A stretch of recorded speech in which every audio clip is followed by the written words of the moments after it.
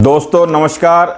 मैं एडवोकेट राजेश कुमार आज आपके साथ डिस्कस करने जा रहा हूं बेल बॉन्ड जो होते हैं वो कैसे कैंसिल हो सकते हैं और कैंसिल होने के बाद में आपके पास में क्या रेमेडी है उसको फिर से जो है कोर्ट के रिकॉर्ड पर दर्ज कराने के लिए। और दोस्तों सबसे बड़ी बात यह है कि बेल बॉन्ड कैंसिल किस कंडीशन में होते हैं। बेल बॉन्ड का मतलब ये होता है दोस्तों, जब किसी भी क्रिमिनल केस में अपराधी को कोर्ट द्वारा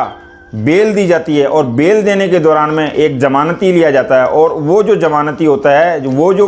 दस्तावेज पेश करता है उसे बेल बॉन्ड कहा जाता है। यानी कि आपने उस अपराधी की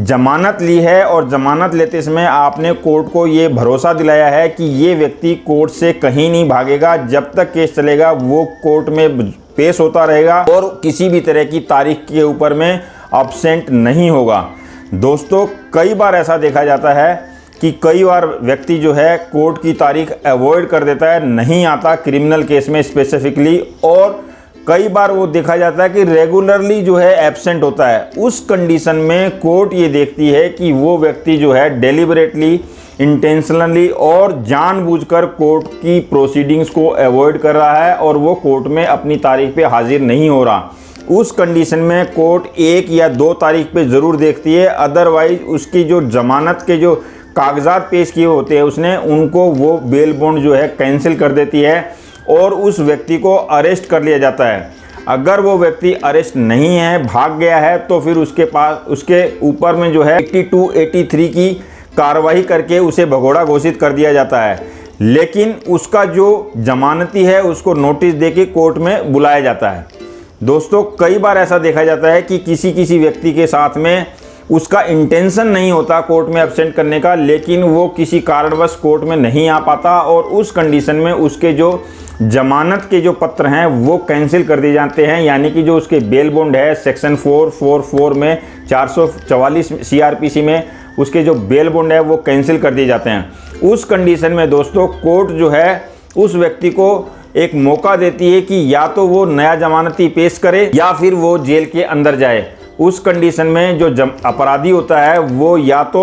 अपनी जो जमानत ऑलरेडी कोर्ट में दी गई होती है उसके लिए रिक्वेस्ट कर सकता है कि मेरी इसी जमानत को फिर से रिस्टोर कर दिया जाए, और अगर कोर्ट ये मानती है कि इस जमानत को रिस्टोर नहीं कर सकते तो दोस्तों फिर उसको इस बात के लिए कोर्ट कहती है कि आपको नया जमानती लाना होगा कोर्ट में और उस व्यक्ति द्वारा दोबारा से उसकी जमानत के बेल बॉन्ड भरे जाएंगे और बेल बॉन्ड भरने के बाद में फिर वो व्यक्ति रिलीज़ होगा, यानी कि वो छूट सकता है। अदरवाइज अगर बेल बॉन्ड कैंसिल हो गए और आपने अगर नए बेल बॉन्ड फर्निश नहीं किए हैं तो आपको जेल के सलाखों के पीछे जाना पड़ेगा। लेकिन अगर कोर्ट को आप सेटिस्फाइड कर देते हैं कि आपकी जो एब्सेंट थी वो किसी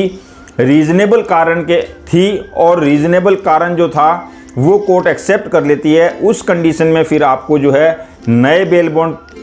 देने के लिए कोर्ट कहती है। और अगर आप नए बेल बॉन्ड नया जमानती कोर्ट में प्रोड्यूस कर देते हैं तो आपको कोर्ट जो है उसी समय छोड़ देती है, यानी कि आपको जेल में नहीं जाना होता। तो बेल बॉन्ड अगर कैंसिल हो जाते हैं तो आपको कोर्ट में एप्लीकेशन लगानी है और एप्लीकेशन के बाद में आपको खुद और आपका जो जमानती है उसको पेश करना है। और अगर जज साहब ये उचित समझते हैं कि आपको छोड़ा जा सकता है तो आपके ऊपर में एक फ़ाइन लगा के आपको उसी समय छोड़ दिया जाता है और आपका जो नया जमानती है उसके जो जमानत के पत्र है वो कोर्ट के रिकॉर्ड पे ले लिए जाते हैं। तो इस तरह से बेल बॉन्ड कैंसिल होने से घबराने की ज़रूरत नहीं, कोर्ट के सामने पेश होएं और कोर्ट के सामने अपनी जो प्रॉब्लम है वो बताएं, और अगर आपके पास में नया जमानती है तो उसे पेश करके आप अपने बेल बॉन्ड को फिर से रिस्टोर करा सकते हैं। तो ये एक प्रोसीजर है जो क्रिमिनल केसेस में ज़्यादातर देखने को मिलता है। और ये था डिस्कशन बेल बॉन्ड कैंसिलेशन के बारे में। अगले वीडियो में फिर किसी नए टॉपिक के साथ मिलेंगे, तब तक के लिए नमस्कार, धन्यवाद। अगर मेरा ये वीडियो आपको अच्छा लगा हो तो लाइक, शेयर और सब्सक्राइब करना बिल्कुल ना भूलें और साथ में बेल आइकन को ज़रूर प्रेस कर दें ताकि कोई भी मेरा नया वीडियो आप तक सबसे पहले पहुँचे। धन्यवाद।